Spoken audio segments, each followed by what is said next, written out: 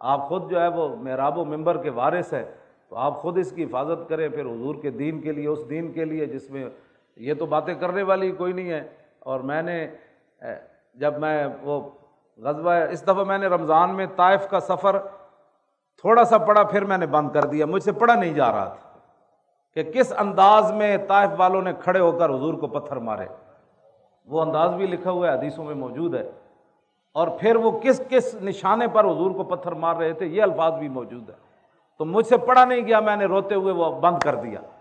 تو ہمیں تو یار کبھی کسی نے پتھر نشانہ لگا کر نہیں پتھر مارے، دونوں طرف سے وہ لونڈے کھڑے تھے جنہوں نے حضور کو پتھر مارے، اور نشانہ لے کر حضور کے پاؤں مبارک کا، وہ نشانہ ٹخنوں کا نشانہ لے کر حضور کو پتھر مار رہے تھے۔ تو یہ تو نہیں ہے نا، مکے والوں نے اگر حضور کے ساتھ زیادتی کی تو پھر میرے آقا اس زیادتی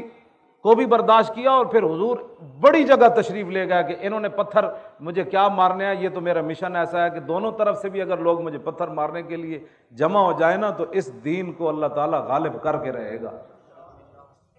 تو میں نے طائف کا سفر آپ نے بھی کبھی نہیں بیان کیا، ویسے آپ اگر کوئی اپنے انداز میں بیان کر سکتا ہے تو ضرور کرے، لیکن اس قوم کے سامنے آپ کیا بیان کریں گے جو ایک پرچی کے لیے آپ سے دلیل مانگتا ہے؟ پہلے قوم کا ذہن تو بنائے نا کہ وہ بات سننے سے پہلے وہ شہید ہو جائے کہ ہمارے آقا و مولا کو لوگوں نے پتھر مار دیے، پھر تو آپ یا اس بندے کا چیخ مار دے آپ کے مجمع میں کہ حضور کو پتھر مارا گیا، تو پھر تو بات ہے نا۔ اور اگر وہ جمائیاں لے رہا ہے پتھروں کی، آپ کو پتھروں کی گفتگو کر رہے ہیں اور سامنے مجمع میں بیٹھا ہوا وہ گھڑی کی طرف دیکھ رہا ہے، یا آپ کو گھڑی ایسے دکھا رہا ہے، یا وہ جمائیاں لے رہا ہے، یا وہ بدل رہا ہے اپنے جسم کو، تو آپ سمجھ لیں کہ آپ اس کے سامنے، یہ آل ہی نہیں تھا۔ یہ آلن کا معنی ہی یہ ہے، حضور نے فرمایا بعض باتیں بوجھ ہیں، تو اس کا معنی یہی لکھا گیا کہ جو بات آپ کر رہے ہیں نا وہ بندہ اگلا آل ہی نہیں ہے کہ وہ بات اس کے سامنے کرے، تو اس کا وہ باتیں بوجھ اس لیے بن جاتی ہیں۔ تو اس واسطے آپ حضرات پہلے ایک ماحول تو بنائے نا کہ حضور کی بات آئے۔ امام مالک سے پوچھا نہیں گیا کہ آپ نے ان کو استاد کیوں چنا، فرمایا اس لیے کہ جب حضور کی بات آتی تھی نا تو اتنا روتے تھے کہ ہمیں استادوں پر ترس آ جاتا تھا، تو میں نے عشق رسول کی وجہ سے امام مالک نے کہا کہ میں نے انہوں کو استاد سنا۔ تو آدمی کم از کم حضور کا نام آئے تو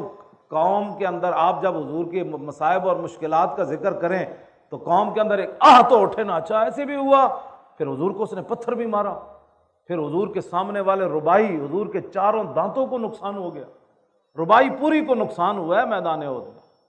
اور میں اپنے منہ ایسے لکا کر، وہ مسجدوں کے سپیکر بھی اترے تو میں کہوں کوئی نہیں، مجھے تو کچھ نہیں نہ ہوا، ختم نبوت کا مسئلہ ہے تو پھر میں کہوں مجھے تو کچھ نہیں ہوا نا، میں تو روزانہ تیار ہو کے آ جاتا ہوں، میں استاد العلماء جو ہوا تو مجھے ہتھکڑی لگ گئی تو پھر کیا بنے گا؟